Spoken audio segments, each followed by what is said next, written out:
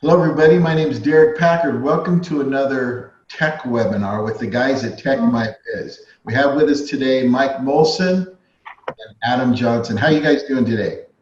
I'm doing great. It's Friday. Looking forward to the weekend. I'm doing great. I'm glad to be here. All right. Well, today's understands a really important topic, a problem that is affecting a ton of businesses, and you've entitled this presentation "Ransomware Rising." So, how'd you come up with that title? So we're living the reality that more people are being hit by ransomware, and that the ransomware itself, these attacks, have actually gotten much more sophisticated. So we thought we'd start out today by talking about exactly what ransomware is, and the definition is really that bad guys, criminals come in, they get into your system, they capture your data, and they will encrypt it and hold it ransom, or in some cases they say, hey, I'm going to expose all this to your competitors and put it out on the web. And they will relent from that if you pay them the ransom. All right, so how big a problem is ransomware really? I mean, is it being exaggerated? I'm reading some really dramatic stuff on the internet about it. Ransomware is different today than it was 2 years ago, but there's more increases. And actually, there's a slide that we have that talks about from SC Media, who's a security media outlet, and they watch this kind of thing. They say in the first half of 2019, 4,000 data breaches occurred, exposing 4 billion records. And what's interesting about that is that from 2018 to 2019, there's actually a 54% increase in the amount of ransomware. And we can just see that happening with people. We hear more stories on it. Fox News did a thing the other night on it. It's more prevalent, and the culture is reflecting that through news and our experience with it as well. The danger is really significantly increased, both in the frequency of infections and what ransomware is capable of doing, which we will talk about later in the presentation. But it's really a very huge problem that all business owners really need to take seriously and pay attention to. Yeah, we're seeing that small business owners have the mindset of, well, I've got my antivirus, and my data is not that important. I don't, no one from Russia is going to want my data.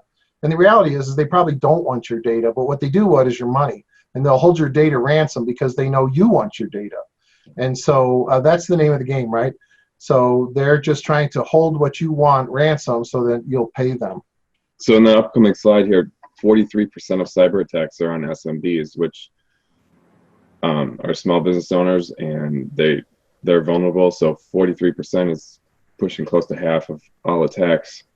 Yeah, and the average cost to the small business owner, the average ransom that they'll ask for, because they know your business, they're going to ask for $4,300 is the stats on this. And if you're a larger organization like a university or a town hall or some government agency, they're asking for a lot more. So it's on the rise, and people are paying these ransoms, so it only encourages these criminals to continue to pursue this. In 2018, that year, the average criminals were in 56% of breaches took months or longer to discover, meaning that the criminals were in the system for a month or more before they were discovered. They were in there investigating how the system works, how it's set up, what the vulnerabilities are. Yeah, gathering passwords, all of that. And so once they're in your system, they just kind of hide and gather information until the day they want to do the attack. And what we're discovering now is when the attack actually happens, the first thing they've done is they've gone and they've encrypted your backups. And so, years ago, you could have a ransom attack and there would be the backups, and they hadn't touched the backups. So people wouldn't pay the ransom. So they figured out, well, we better get those ransoms out of the way because we'll get more people to pay. So now that's what they do. They go after the backups first, and then they start to attack your machines. And that's the first notification a lot of people get is that they can't get to their data because it's been ransomed. The average downtime is 7.3 days. So if you are a business owner and you can't function or run your business for 7.3 days, you can imagine how devastating that is to a good percentage of small business owners. Many may go out of business in that amount of time. A great story that we have is something that actually happened over this past weekend. Today's August 30th. and the article came out on August 29th. But the article talks about a group of dentists that were attacked. They shared a piece of software where their data was out. It was all individualized, but the hackers went into this database and they hacked everyone's software, and then they sent out individual ransom notices. So the dentists came in on Monday, and they're like, well, we can't do our work because we can't get to our client records. So a couple of them actually decided to pay the ransom. And what they found out with the criminal element is that they might not always be that truthful. And so they sent them the decryption key, but it didn't work on everything. And they really didn't care. You know, it's not like you can go back to the hackers and say, hey, I just paid you $4,300. It didn't work. I want my money back. These dentists were using a hosted software application from a provider, and the hackers were able to use that provider to infect all of their subscribers. All of the dentists that were subscribing are using this software, and that's really how they. So you even really have to verify who the provider is that's providing your software and your security. They've become very sophisticated.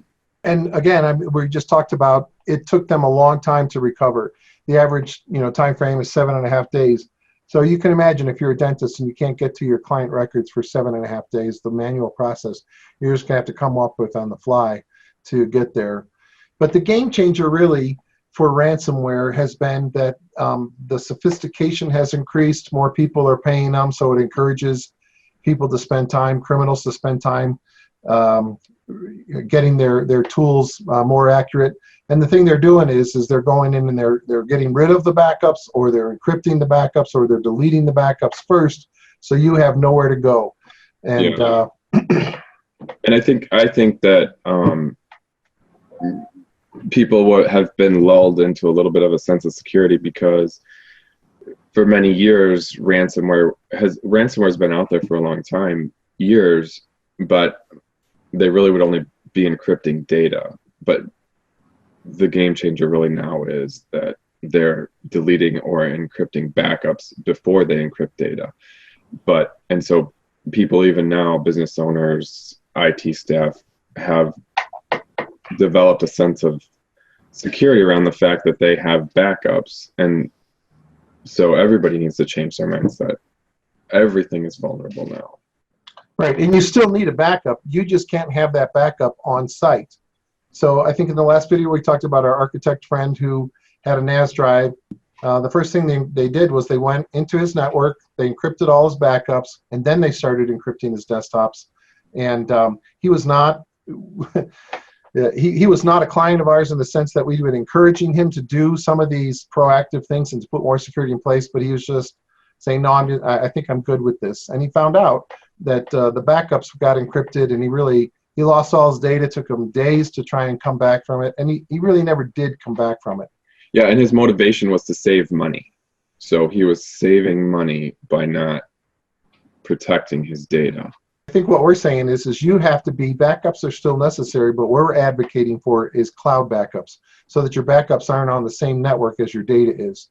And then you want to be in a position where if you get one of those ransomware notes, you can just tell the criminals, hey, go pound sand. I'm not paying your ransom. I've got all my data. It's on another network that you don't know about, and I'm just gonna, bring it back. And so you have to put yourself in that position.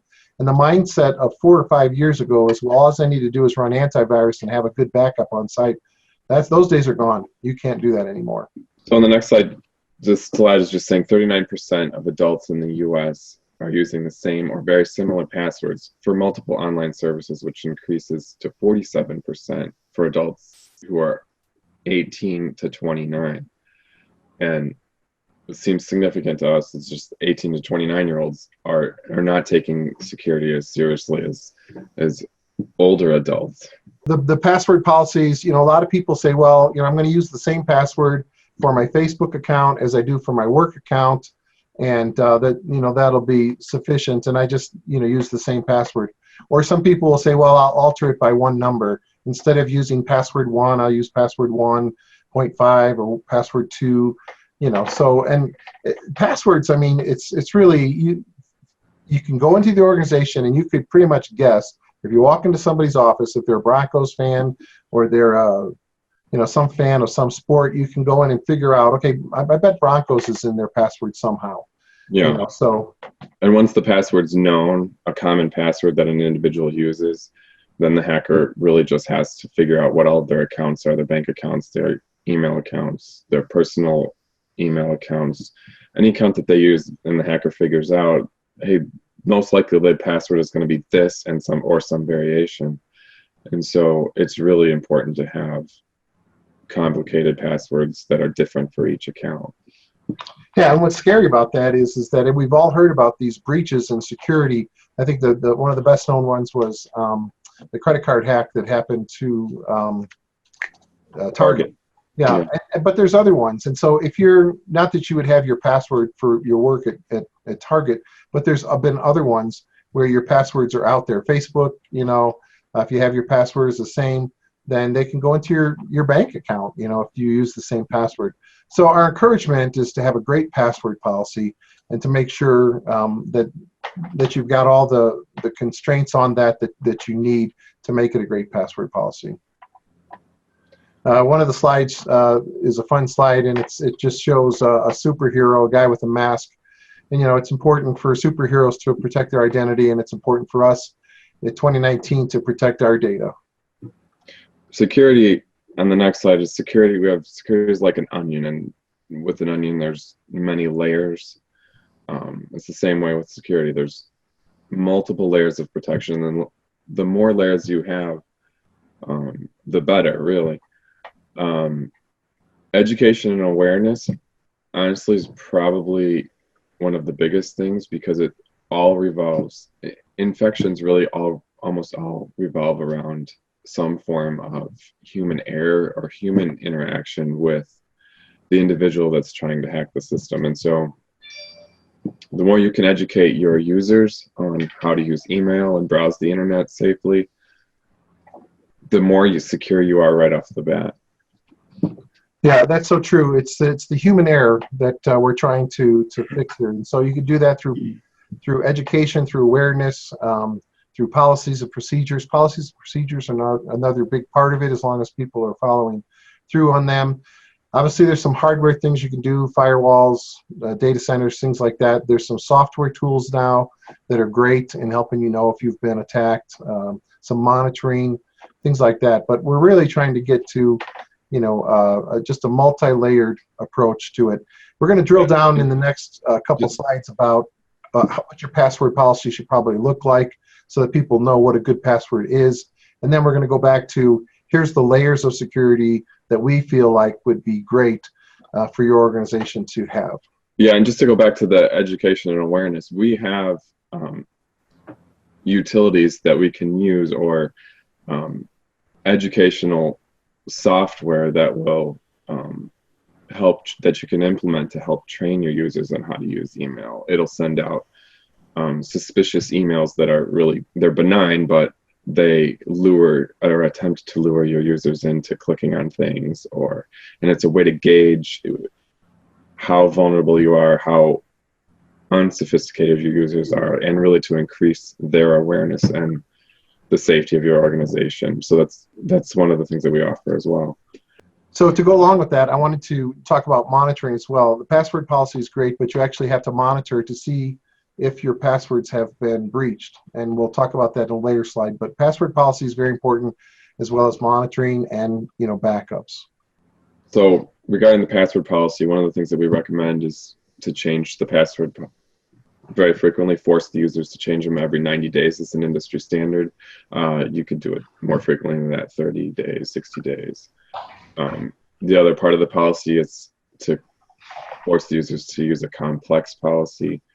A complex password, meaning like 8 or 9 characters with letters, numbers, capital, and possibly a special character. Another thing is to not use words, but sentences. And I think it's a great idea because it's an easy way to remember your password. So if you think of a sentence, and that one that we're talking about on screen is, I love my family of 7, exclamation point, and then some year, 2019. So when you just do the first letter of each word in the sentence, you can still remember that sentence, so it's easy to remember, but it doesn't show up as a word, because part of the software that the hackers use to find out your passwords. It's just software they run against it.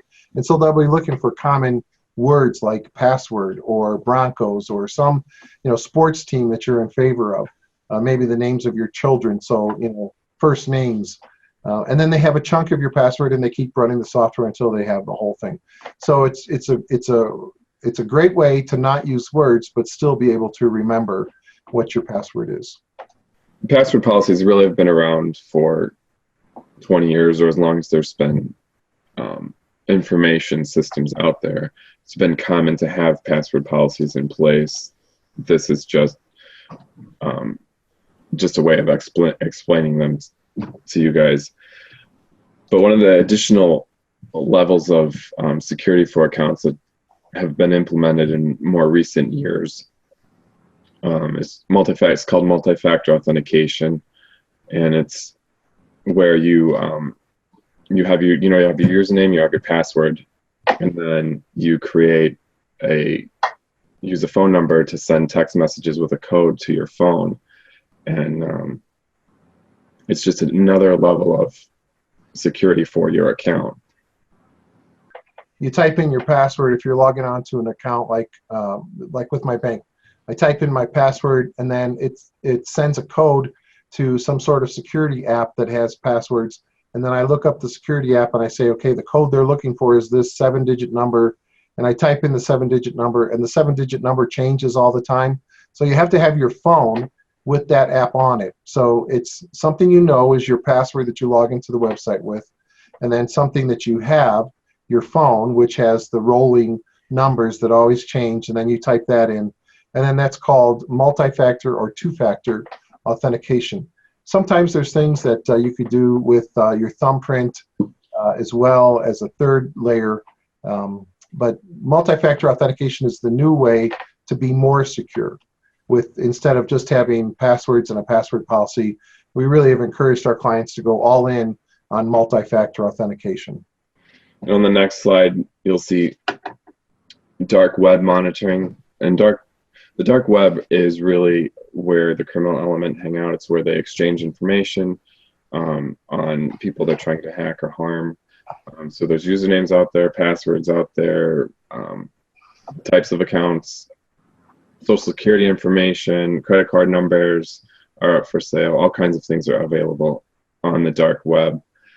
And we use a service that monitors that for your credentials. They monitor to see if your information's out there, and it really has been a valuable tool. Yeah, so as you can imagine, there's actually a market for your passwords out on the dark web. As people pay these ransoms, other criminals are saying, hey, how do I get into this game? How do I find out these credentials? Well, they're actually for sale out on the dark web. And our monitoring software can come back to us and say, hey, XYZ client, we found their credentials, because the software acts like a criminal and goes out there and tries to purchase this stuff and lets us know whose credentials are out on the web, and then they inform us so that we can inform the client, and they can take the necessary steps to change their passwords and implement different policies. And another layer of security that we implement, or it's really common, but you want to have a current operating system with current security patches. Windows 7, just informationally, will not be supported after January 2020. So anyone who has Windows 7 really needs to replace it with Windows 10. And then after Windows 10, you need to have a way or a mechanism to make sure that all the security patches are applied and updated accurately and consistently. So we use a monitoring utility on each PC that monitors what the condition of the PC is in, what its hardware state is in, but the biggest thing that it does for us is monitor them for their patch compliance. And it's just a very effective way to keep the PC secure. Yeah, it's a very simple thing that you can do. I mean, you're done finished with this video. I mean, go and make sure that your Windows updates are current. You have to have, Windows 10 and all the patches applied. Microsoft comes out with security patches because they want you to be secure. And so we just have to follow along with their game plan and update all the time. And the software that we use will tell us if our clients are up to date or not. So we get a report and we'll say, hey, 5 clients out at, or five members of XYZ must have had their machines off last night or deferred the updates. But then we know you guys are in a vulnerable state, and then we can follow up with that. It's a free service, so you should take advantage of it. And it's just like anything, there's so many things going on in your world. So that's why we monitor. Monitoring is a big part of keeping your security. We talked earlier of the list, the layers. The next layer is hardware. And hardware takes on a lot of different forms. The 2 we're going to focus on today would be a firewall. If you have an internet connection, you need a firewall. And the firewall stops all the bad guys from getting out as much as possible. And then, ultimately, if you have your data out, somewhere in the cloud on a tier 4 data center, you don't want to have it in Bob's garage or, something like that. It's actually got to be out in a tier 4 data center that Tier 4 data centers are redundant. They're redundant power, redundant servers, redundant location, redundant backups. I mean, it's really the way to go if you want to, for hardware, to keep track of things. Antivirus is really another layer. It's been around since computers have been around, the idea of protecting your machine using antivirus software. The way that antivirus software works is you have a definitions database, so it's just basically a list of every known infection that's out there, and it protects your machine based on what's known. Another layer is security monitoring. So we've talked about monitoring your PC to make sure that the operating system's good. We've talked about monitoring the dark web so that your passwords, we know if you've been hacked or not. And then the other part is actually monitoring your PC to see if you're being encrypted at that moment. And so the software that we have runs in the background similar to antivirus, but it watches your machine and it knows, hey, this guy's being encrypted, and it reports it to a network operating system or a NOC, and there's actual humans watching the NOC and saying, oh, these guys are being infected. So they have then the capability to shut down your machine so not everything gets encrypted. And then they report to us, and we go and do a full scan on the network and figure out if your machine does get infected with ransomware. This monitoring software has the ability to take you back to the best known state that it was in, the last working state that it was. So if you're working on a Wednesday and you get encrypted, you can go back to Tuesday and be working without the infection, and we could do that in less than an hour. One of the big problems of ransomware is it takes forever to rebuild machines if you don't have this kind of software. We can get you back in an hour. And so the monitoring of your PC through what we call security monitoring is really a must these days. I think I can't see working without it. So the next layer is cloud backups. And really what that means is just you have your backup system on premise, and we back up your data to a storage space on site, and then that backup is moved to the cloud, to a separate storage space that's isolated from the client's network, so that if the client was to be infected with ransomware, we have a backup that the ransomware or the criminals don't have access to. So we will always be able to recover your data, no matter what the situation is. If your data is off-site in a cloud and that data center that it's on is redundant, we have backups of your backups. And so, you would be secure in that way. But the ultimate piece of security that we feel like is the way most businesses are going to have to go, is to put all of their data, all of their workspaces, what we call the cloud workspace, in the cloud. And so you have a device, maybe a laptop or something that you log into your cloud workspace. It's your actual workspace that you use every day. What's great about it, and we had a whole video that we did the last time about this, but your data, your desktop, it all stays the same, and it's in a tier 4 data center. It's all redundantly backed up. And so all you have to do is, the likelihood of you being hacked in that is much less, but let's say you do, then you just have to tell us, hey, I've been hacked, and we could replace your workspace, we could replace your backups.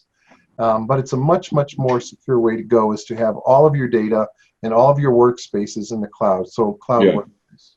So the way that it works is you basically take your entire infrastructure that you might have on-premise, your servers, and really even the desktops, and we put them in Microsoft's data center on they're still Windows servers, but it runs in the cloud on their data center, and it gives you a server like you're used to using with your data shares, databases running, but then it additionally gives you desktops that allow you to access that data in the cloud. And you can take that desktop basically follows you wherever you go.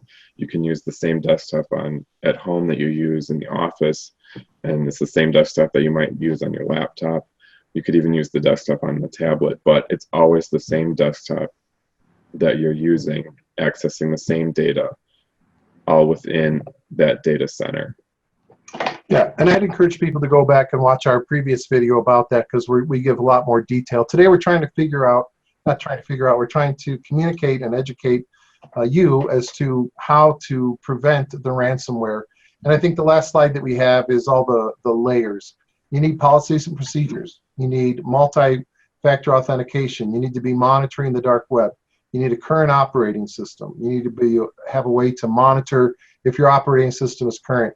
You need good hardware in place, antivirus, and then this security software, which actually monitors your PC, is fabulous. You really need that. Your backup stored in the cloud, if that's the only thing. But the ultimate would be to actually move to a cloud workspace where you'll be much, much more secure than you are just in your four walls. Guys, it sounds like it's not a question almost of if anymore, but it's becoming a question of when for small businesses that are still having their server on site, and they might have a IT guy or maybe an IT team, but it sounds like that whole cloud workspace solution in the Microsoft data center is the wave of the future. The advantage is that it gives us a very centralized place to monitor all activity that's happening and to create a very secure environment. When it's on premise, there's much less control that we have over the environment. And so it's really the ideal, both from a security standpoint and a usability standpoint. From the standpoint of actually working with Tech My Biz, then, because you guys, this is right in the sweet spot for what you guys do for small businesses. Why should companies work with you, and how do they work with you guys to set something like this up? So I think our numbers on the screen has been on a lot of the different slides, so they can contact us through that. But you know what, the thing about Tech My Biz is we've been doing this since 1993. We have a long relationship with our clients typically. Our clients say that we're very responsive, that we're knowledgeable, that we're easy to work with. Again, responsive. We get some clients, we win new clients just because their tech company won't return their phone calls, which just does not compute to Adam and I. I mean, we want to be very responsive to our clients and make sure that their technology needs are met. I would just add that we're people friendly. We like interacting. We like to explain technology in a way that's very understandable. And we really want to use technology to help our clients grow their business and protect them. Well, that's about all the time we have today for this tech webinar. But as you guys learn, I hope you learned something about ransomware today. As you can see from what Mike and Adam are saying, this is a very real problem. It seems to be getting worse, and it seems to be getting more sophisticated. So it's really only a matter of time until it might affect your business. If you want to learn more about ransomware or how Tech My Biz can help you, just go to their website at techmybiz.com or give them a call at the number on the screen. So we'll see you next time for another tech webinar from Tech My Biz.